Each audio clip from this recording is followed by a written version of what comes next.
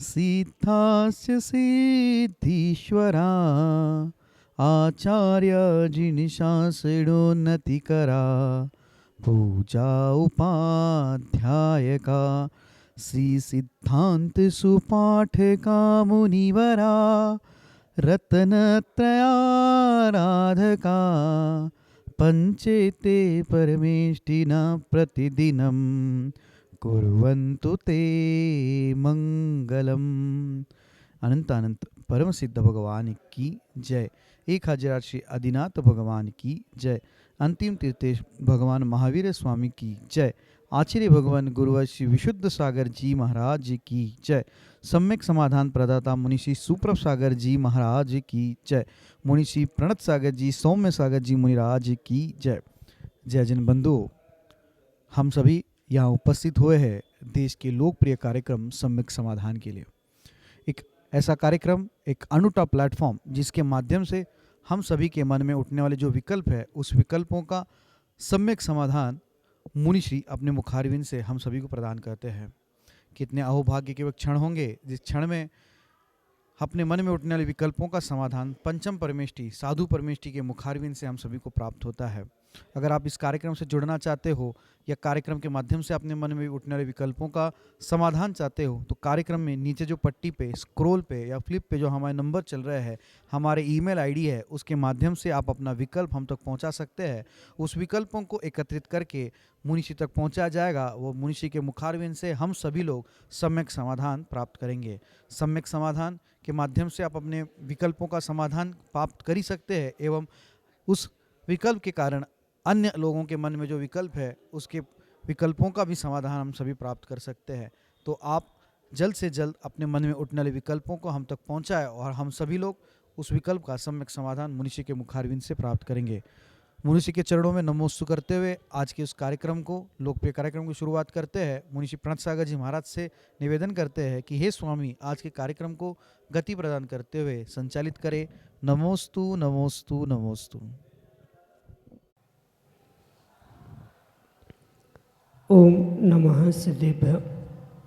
नमः श्रीवर्धमानाय निर्धूतकलिलात्मने सालोकानां त्रिलोकानां यद्विद्यादर्पणायते यद्विद्यादर्पणायते। पंच परमेष्टि भगवान की, परम पूज्य आचार्य भगवंत गुरुवर विशुद्ध सागर जी मुनि महाराज की, परम पूज्य मुनि श्री सुप्रभ सागर जी महाराज की।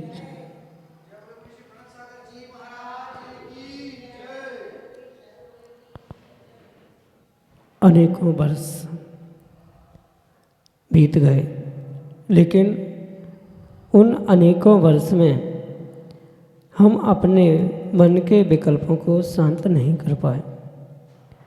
या अनेकों क्या अनंत वर्ष बीत गए और आज एक वर्ष और भी पूर्ण हो गया, लेकिन हम अपने मन के विकल्पों को समीचीनता प्रदान नहीं कर पाए।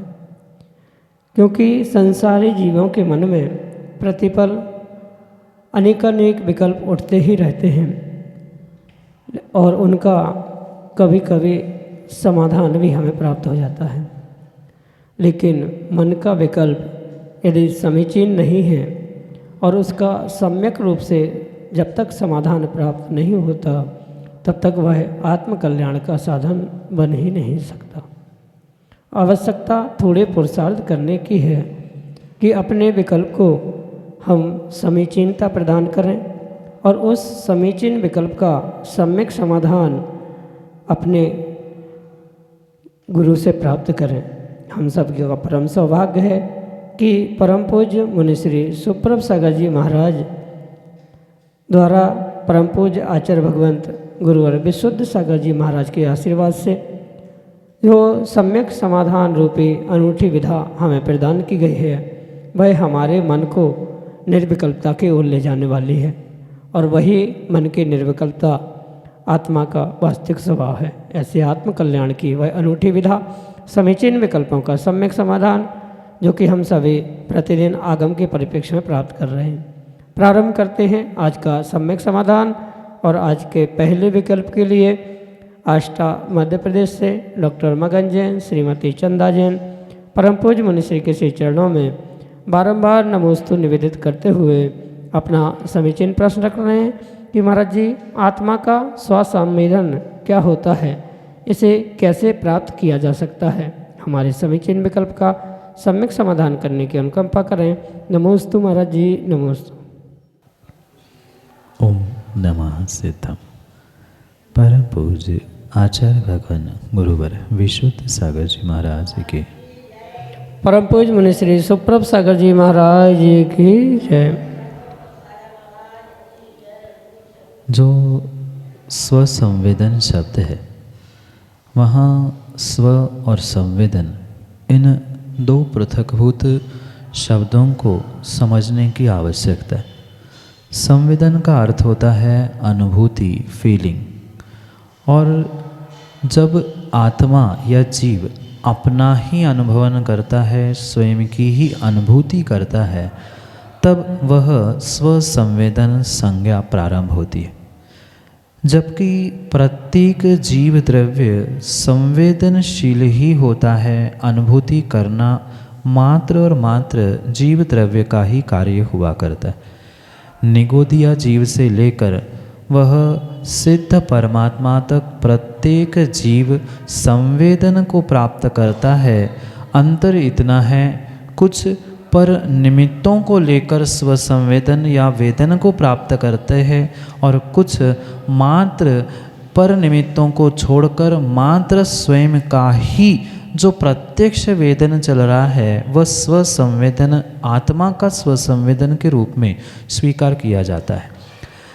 जो अनुभूति करना या वेदन करना, फील करना, ये जो कार्य होता है वह चेतना लक्षण से युक्त मात्र जीव द्रव्य ही करता है। अन्य किसी भी द्रव्य में ये फीलिंग, संवेदना, अनुभूति आदि कार्य हुआ ही नहीं करते। इसलिए पहले बात तो ये निर्णय करने की आवश्यकता है कि संवेदन करना, वेदन करना, फील करना, अनुभूति करना, ये प्रत्येक जीव का कार्य होता है। कुछ पर निमित्तों को लेकर पर का संवेदन करते हैं और कुछ विशेष जो अनुभूति में विशेषता को प्राप्त करने वाले होते हैं, जैसे दिगंबर मुनिराज या वह भगवान आदि, वे पूर्ण रूप से स्वसंवेदन को प्राप्त करते हैं।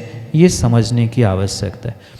आगम के परिप्रेक्ष्य में ये जो स्वसंवेदन शब्द है वह तभी प्रकट होता है जब कर्मों से रहित आत्मा का वेदन करता है, तब वह पूर्ण रूप से निश्चय स्वसंवेदन हुआ करता है।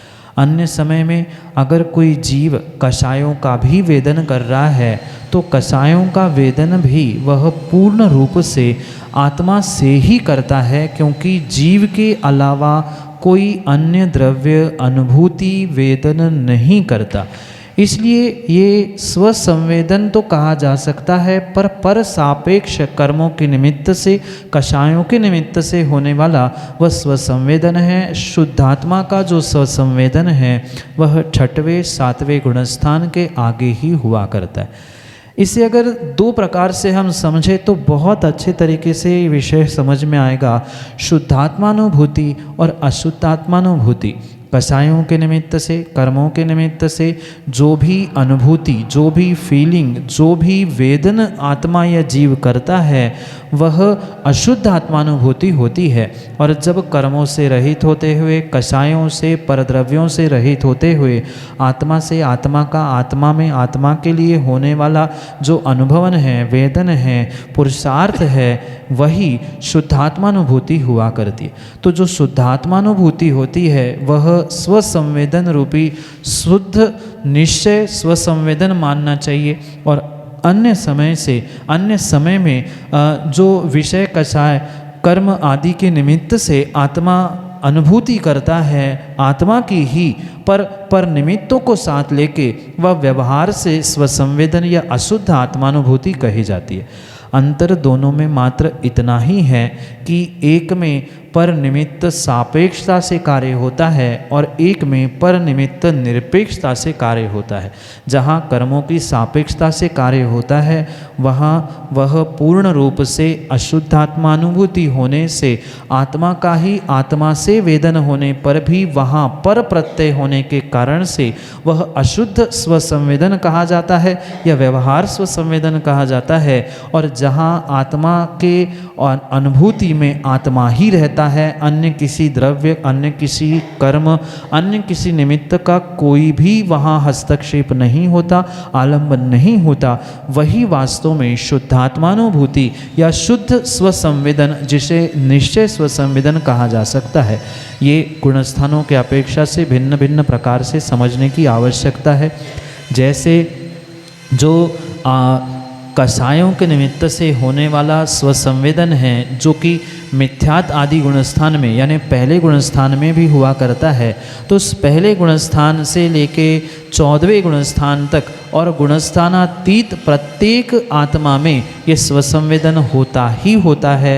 अंतर इतना है, कुछ शुद्ध और कुछ अशुद्ध रूप से होता है। ये कर्म के सापेक्ष और निरपेक्ष अवस्था को समझते हुए उसमें अंतर करते हुए निश्चय आत्मानुभूति, व्यवहार आत्मानुभूति, स्वसंवेदन आदि के विषय को बहुत विस्तार से प्रत्यक्ष रूप से ही समझने योग्य है। यही आपके लिए सम्यक समाधान। राजदीप जैन, रानीपुर, उत्तर प्रदेश से महाराज श्री के चरणों में बारंबार नमोस्तु निवेदित करते हुए अपना समीचीन विकल्प रख रहे हैं कि महाराज जी, किसी ऐसे साधर्मी को देखकर गुस्सा आता है जो कि हमारा धन वापस नहीं कर रहा है, तो ऐसी स्थिति में हम क्या करें?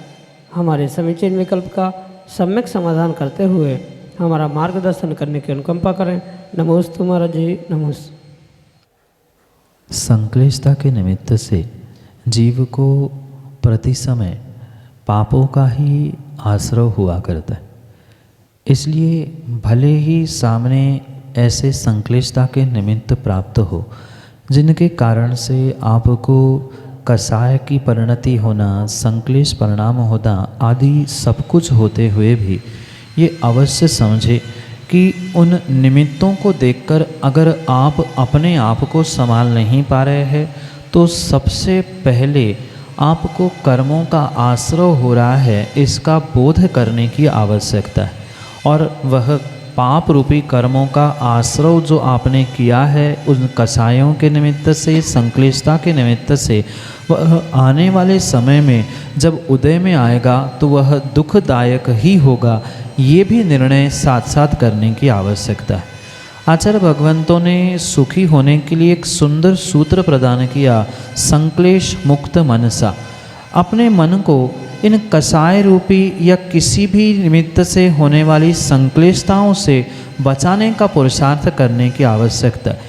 जैसे आपके सामने वह आपके धन को वापस न देने वाला व्यक्ति सामने पहुंचते ही भीतर जो एक संक्लेश भाव उत्पन्न होते हैं, वह आप उस पर निमित्त को अपना स्वरूप मानते हुए, अपना स्वयं का मानते हुए कर रहे हैं। इस कारण से ही वह संक्लिष्टता आती है और संक्लिष्टता के निमित्त से क्रोध आना, गुस्सा आना, ये तो स्वाभाविक सी ही बात होती। इसलिए पहले तो उस संक्लिष्टता से दूर होने का प्रयास करें जिस निमित्त से आपको संक्लिष्टता हो रही है। अगर आपके वैसे कर्म का उदय नहीं होता जिस निमित्त से आपने धन देने पर आपका धन वापस नहीं आ रहा है, ये सीधा सा गणित इतना है कि आपने जैसा कर्म पिछली पर्याय में किया था वैसा ही आपको निमित्त मिला। कहीं ना कहीं आपने पिछली पर्याय में उस व्यक्ति का धन लेकर वापस नहीं किया होगा, उसका धन हड़प किया होगा आदि के निमित्त से वह वर्तमान में आपका धन लेकर आपको वापस नहीं कर रहा। इस बात का निर्णय करते हुए आप अपने मन को और अपने आप को संभालने का प्रयास करें, अन्यथा जीवन भर आपको उस व्यक्ति को देखकर या उस निमित्तों को प्राप्त करते हुए आपको दुख हमेशा ही भोगना पड़ेगा। ये अवश्य ध्यान रखें कि बिना कर्म के नियोग से ऐसा निमित्त सामने उपस्थित नहीं होता। ऐसे निमित्त मिल रहे हैं मतलब पिछले कुछ ऐसे कर्मों का उदय उन जीवों के साथ संबंधित है जिनके निमित्त से ये कार्य घटित हो रहा है। उस व्यक्ति के प्रति भी अगर आप द्वेष भाव बना के रखोगे तो पुनः आने वाले समय में आपको कर्मों का आश्रय बंद होगा। इसलिए सबसे पहले तो ये निर्णय करें कि ये जो कुछ भी हो रहा है चाहे अच्छा या बुरा, तो धन वापस नहीं लौटा रहा है, वह भी आपकी स्वयं की गलती से ही हो रहा है। आपने तत्जन्य कर्मों का पहले आश्रयबंध नहीं किया होता तो आपके साथ ऐसा निमित्त उपस्थित होता ही नहीं। निमित्तों को दोष देने से कभी भी आपका संक्लिष्टता का दूर होने का कार्य नहीं हो सकता। इसलिए संक्लिष्टता को दूर करने के लिए आपको अपने मन के संकल्प विकल्पों को दूर करने की आवश्यकता है। ठीक है, अगर पुण्य का उदय आएगा तो वह व्यक्ति आकर पैसे देके चला जाएगा, और पुण्य का उदय नहीं है तो आप कितनी भी माथापच्ची करना, कितना भी पुरुषार्थ करना, उस व्यक्ति के बारे में कितना ही बुरा सोचना, कितना ही गुस्सा कर लेना, पर वो पैसे वापस दे जरूरी नहीं है। इसलिए संक्लिष्टता कर कर पाप कमाने की जगह आप उस व्यक्ति को क्षमा कर दे, भूल जाए या अपने स्वयं की पुण्य वर्धन करने का पुरुषार्थ करें। जितना आपका पुण्य बढ़ता जाएगा अपने आप सामने वाले के भाव भी धन को, पैसे को वापस देने के होने की संभावना हो सकती है। इसलिए आप संक्लिष्टता को छोड़कर सबसे पहले अपने मन को प्रसन्न करें। उस व्यक्ति को भी देखकर यही निर्णय करें कि गलती निमित्त की नहीं है, गलती आपकी स्वयं की है, वह व्यक्ति तो मात्र निमित्त बना है। ऐसा कर्म का आश्रयबंध अगर आपने नहीं किया होता तो शायद आपके साथ ऐसा व्यवहार नहीं होता। कहीं ना कहीं आपने पिछली पर्याय में उसका धन हड़पा होगा, इसलिए वह वर्तमान में आपके साथ वैसा ही कार्य कर रहा है। ये निर्णय करते हुए अगर जीने का प्रयास करोगे तो ही आप संक्लिष्टता से रहित होकर अपने मन को और अपने जीवन को प्रसन्न और सुखी बना सकते हैं, अन्यथा नहीं। यही आपके लिए सम्यक समझ। कारीटूरन उत्तर प्रदेश से राही सिंघई महाराज जी के चरणों में बारंबार नमोस्तु निवेदित करते हुए अपना समीचीन विकल्प रख रहे हैं कि महाराज जी, क्या वर्तमान में किसी मनुष्य को पुण्य कर्म के द्वारा तीर्थंकर भगवान का साक्षात दर्शन हो सकता है? हमारे समीचीन विकल्प का सम्यक समाधान करने की अनुकंपा कर रहे हैं। नमोस्तु महाराज जी, नमोस्तु। पंचम काल में साक्षात तीर्थंकर के दर्शन होना किसी भी प्रकार से संभव है ही नहीं।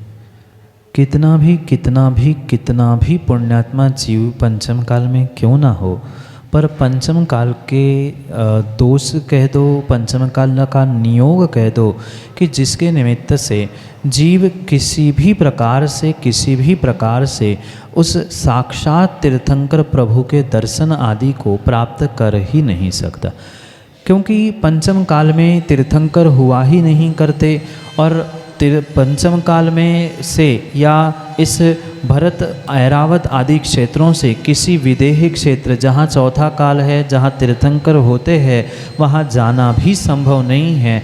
इस परिप्रेक्ष्य में यही निर्णय करें कि पंचम काल में वर्तमान में कोई भी जीव कितना भी पुण्यात्मा क्यों ना हो, पर किसी भी प्रकार से वह साक्षात भगवान तीर्थंकर अरिहंत के दर्शन करने की शक्ति नहीं रखता। भले ही उनकी प्रतिमा, उस भगवान के स्वप्न में दर्शन होना, प्रतिमा रूप उनको निहार लेना आदि कार्य होने की तो फिर भी संभावना है, पर साक्षात भगवान तीर्थंकर को समोशरण में विहार करते हुए आदि किसी भी रूप से देखना संभव ही नहीं है, क्योंकि इतना पुण्य पंचम काल के जीवों का नहीं है। और दूसरा पहलू ये भी है कि पंचम काल में तीर्थंकर भगवान का जन्म आदि कोई कल्याणक होते ही नहीं है। अगर आपको कहीं तीर्थंकर भगवान के दर्शन करने हैं साक्षात, तो इस पर्याय से जाकर आपको वर्तमान में विदेह क्षेत्र में जन्म लेने लेने की आवश्यकता है। जहाँ विद्यमान 20 तीर्थंकर हुआ करते हैं, ऐसे विद्यमान 20 तीर्थंकर के उस विदेह क्षेत्र में जन्म लेने के निमित्त से ही आप कभी तीर्थंकर के साक्षात दर्शन कर सकते हैं। पर इस काल में, इस धरा पर, इस भरत क्षेत्र में और पंचम काल में तीर्थंकर के दर्शन होना किसी भी पुण्यात्मा को संभव है ही नहीं। यही आपके लिए सम्यक समाधान। हे मुनिवर, नमोस्तु नमोस्तु नमोस्तु। हम सब जानते हैं कि यह संसार नश्वर है, फिर भी अपने स्वयं की नश्वरता का भान नहीं होता और अपनी ज्यों की त्यों चर्या में दिन रात लगे रहते हैं। तो हम कैसे वैराग्य को प्राप्त करें जिससे कि हम अपना कल्याण कर सकें। हुकुमचंद जैन, गुड़ा, उत्तर प्रदेश से। मोहेन समृतम ज्ञानम स्वभावम लभते नहीं। जो जीव मोह से ग्रसित है या मोहनी कर्म के तीव्र उदय से प्रताड़ित है, वह सत्यार्थ को जानते हुए, देखते हुए भी जीवन में उसे स्वीकार नहीं कर पाता, ग्रहण नहीं कर पाता। इसलिए वह ये संसार की असारता, स्वयं की नश्वरता, अनित्यता आदि सब कुछ जानने के बाद भी वह कहीं न कहीं दिग्भ्रमित हुआ करता है, क्योंकि मोहनी कर्म का ऐसा तीव्र उदय उसके साथ लगा होता है कि उसका ज्ञान भी अज्ञान रूप ही परिवर्तित होता है। ये जब तक वह स्वयं से नहीं समझ पाता, तब तक कभी भी जीवन में वह वैराग्य को प्राप्त कर ही नहीं सकता। इसलिए वैराग्य को प्राप्त करने के लिए सबसे पहले व्यक्ति को स्वयं का बोध होने की आवश्यकता है कि मैं कौन हूँ, इस संसार में क्यों आया हूँ, कहाँ से आया हूँ और मेरा इस संसार में आने का उद्देश्य क्या है, मैं कहाँ जाने वाला हूँ। ये 4-5 प्रश्नों का भी उत्तर व्यक्ति स्वयं से स्वयं में खोज ले तो उसका वह मोहनी कर्म उपशम को प्राप्त हो सकता है। और थोड़ा सा भी मोहनी कर्म का उपशम अगर सामने आ जाए, उदय हो जाए, मोहनी कर्म का उपशम हो जाए, तो नियम से वह व्यक्ति अपने जीवन में वैराग्य को कुछ अंशों में प्राप्त कर सकता है। पर वैराग्य को प्राप्त करने के लिए भी उसके दर्शन मोहनी, चारित्र मोहनी आदि कर्मों का कहाँ, कैसे, कब क्षयोक्षम उदय आदि चल रहा है, ये भी समझने की आवश्यकता है। इसके अलावा भी ये बात अवश्य समझे कि मात्र इन कर्मों से काम नहीं होगा।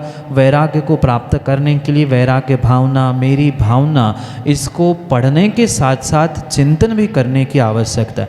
क्योंकि बहुत सारे जीव वैराग्य भावना, मेरी भावना को दिन रात पढ़ते हैं, पूरी रटी रखी है, पर उसके शब्दों के पीछे का क्या भावार्थ था, क्या आशय था, अनित्य भावना क्या कहती है, वह मेरे साथ क्या उसका संबंध है, मैं कैसा अनित्य हूँ, आदि सभी बातों को प्रत्येक भावना के शब्दों को पढ़ने के साथ अनुभूत करने की आवश्यकता है। और व्यक्ति जब उसकी अनुभूति करेगा तभी वास्तव में वह वैराग्य को प्राप्त कर सकता है। क्योंकि वैराग्य की जननी मात्र 12 भावना ही कही गई है। उस 12 भावनाओं को सतत पढ़ने से नहीं अपितु चिंतन करने से काम बनेगा कि अनित्यता संसार की कैसी है, संसार का स्वरूप कैसे है, आश्रव क्या है, आश्रव भावना क्या है, आदि 12 भावनाओं का चिंतन करते करते धर्म का, बोधि दुर्लभ का अगर चिंतन तक व्यक्ति पहुंच जाए तो नियम से वह उन 12 भावनाओं के माध्यम से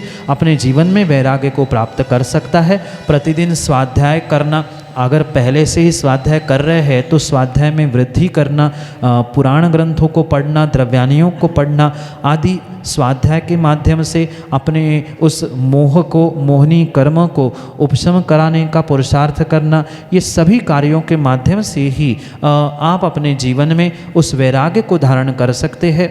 यही आपके लिए सम्यक समाधान। श्रीमती आभा जैन, गुरसराय, उत्तर प्रदेश से। अगले समीचीन विकल्प के लिए नमोस्तु नमोस्तु नमोस्तु गुरुदेव नमोस्तु। अगर जैसे हमने अपने किसी से, हमारे द्वारा किसी को ठेस पहुंची हो और हमने उससे 3-4 बार क्षमा मांग ली अपने मन से, हृदय से, अगर उसने क्षमा नहीं की तो उसमें हमारी क्या गलती है महाराज जी? माँ, हमसे गलती हुई, हमें गलती का एहसास है और उस गलती के एहसास के तहत हमने सामने वाले व्यक्ति से क्षमा मांग ली।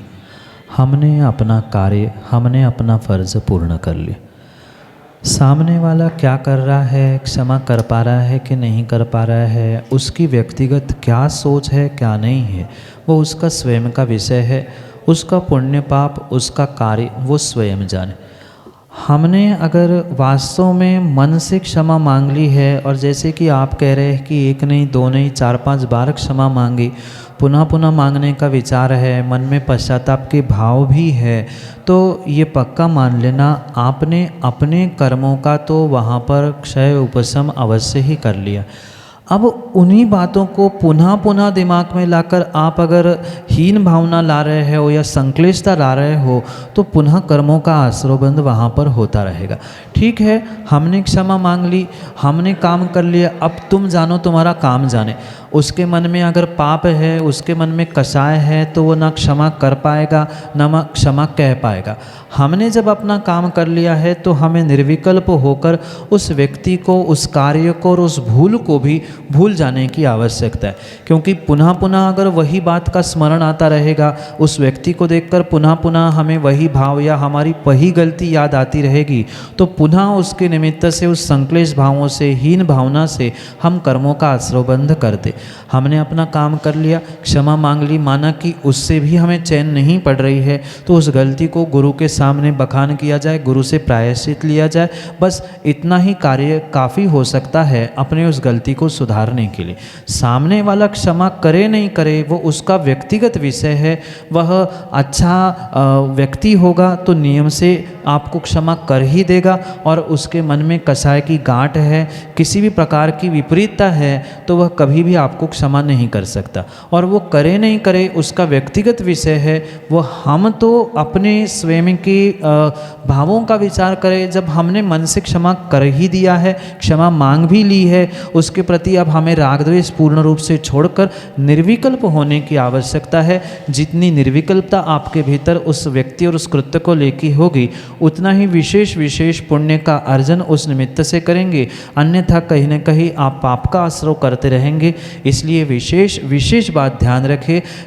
रात गई बात गई, हमने क्षमा मांग ली, भूल बदल गई, इतने चैन नहीं पड़ रही, गुरु से प्रायश्चित ले लो और भी उसका उपशम हो जाएगा। पर पुनः पुनः उन बातों को लेकर विकल्प ना करें, यही आपके लिए सम्यक समाधान।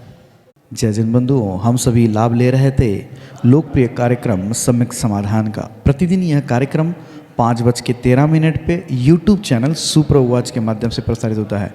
मुंशी सुप्रभ सागर जी का नाम सुप्रभ, वाणी का पर्यायवाची नाम उवाच, सुप्रभ उवाच, यस यूट्यूब चैनल के माध्यम से मुनिश्री के प्रवचन एवं ये सम्यक समाधान प्रतिदिन प्रसारित होता है। आप सभी लोग चैनल को सब्सक्राइब करें एवं बेल आइकन को जरूर दबाएं, ताकि नोटिफिकेशन के द्वारा आप सब चीज़ों को अप टू डेट रह सकते हो। प्रतिदिन मुनिश्री के प्रवचन शाम को 7:40 पे जिनवार टीवी के माध्यम से प्रसारित होते हैं। आप सभी लोग घर बैठे मुनिश्री के प्रवचन के लाभ जिनवार टीवी के माध्यम से ले सकते हैं। सम्यक समाधान यह कार्यक्रम प्रतिदिन ठीक 4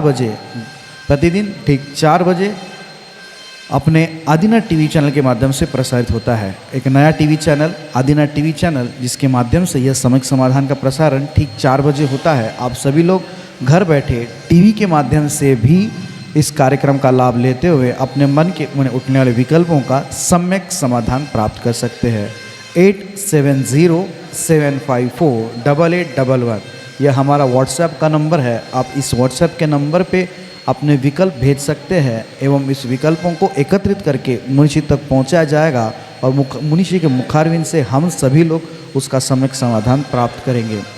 अगर आप व्हाट्सएप से टाइप नहीं कर सकते हो तो एक कागज़ पेन पे अपना नाम, अपने शहर का नाम, अपना विकल्प लिख के उसकी फ़ोटो खींच के आप हमें व्हाट्सएप कर सकते हैं एवं उस फ़ोटो को व्हाट्सएप के द्वारा हम तक पहुंचा दें एवं उसके माध्यम से आप अपने विकल्प हम तक पहुंचा सकते हो।